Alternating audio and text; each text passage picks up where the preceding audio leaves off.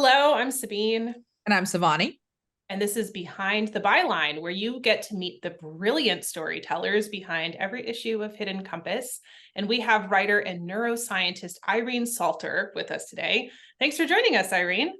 Thank you so much for having me. It's a joy to have you here, and it is a joy to publish your piece. Irene's story, Thought Experiment, appears in our Human and Nature department, and it features original artwork by illustrator Annie Davidson. And in the piece, Irene takes us into the brains of her research subjects and through the streets of Rome, where she becomes a research subject herself. Yes, you play around with perspective a lot in this story, including fragmenting your own experience into multiple consciousnesses. And that sounds both hard and fun. But I want to know if that was true. Was it hard and fun? What was that like for you? I never felt it was hard. Absolutely fun. My inner mind has always worked with multiple different voices vying for my attention. And for the longest time, I never was in control of them.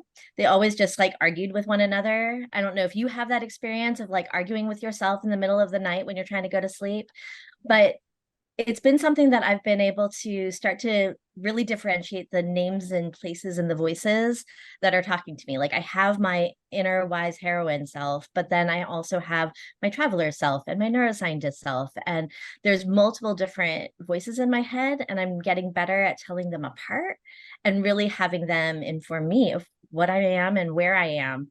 And it's been super fun to be able to see my own mind that way. And it has been fun for our editorial team to interact with all these different selves of yours. Tell us more about this process and what was the most rewarding aspect of working on your story? Oh, the reward was really finding a creative voice. Sabine, there was one time when you were helping in the editorial process and you were bringing out things like, let's get really creative with the structure. Or I think you also said that my cell phone is too much of a one-dimensional villain. Let's bring out the multiple sides of that.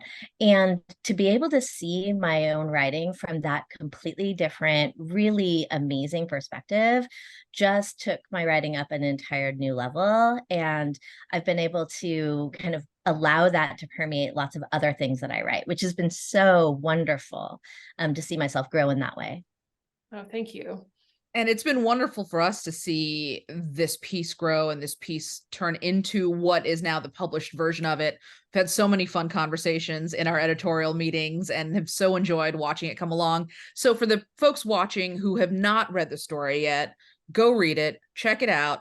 Remember that with Hidden Compass, we launch patronage campaigns with every story we publish. So in addition to what we pay our writers, there are these campaigns where you as a reader can be part of this partnership. And we see it as a partnership between us, our writers, and you, where you can directly support the storytellers behind your favorite stories. So read Irene's story, check out the patronage campaign, contribute to it. We split the proceeds 50-50 with those writers. So support the writers. And Irene, for folks who have contributed to your campaign, what would you like to say? Thank you from the bottom of my heart. I've the way that Hidden Compass supports writers is so in alignment with my values, treating writers and artists as the true professionals that they are. It's been something that I've always advocated for when I was in education. A lot of times people don't think of writers or educators or artists as a professional in the same way that doctor or a lawyer is, and so much we are. So thank you for like aligning with what I believe in so well. Well, it is our privilege to be able to work with our contributors, including you, Irene. So thank you so much for your work and for joining us today. Thank you. It's been a pleasure talking to you, and we will see everybody next time. Bye, everyone. Bye.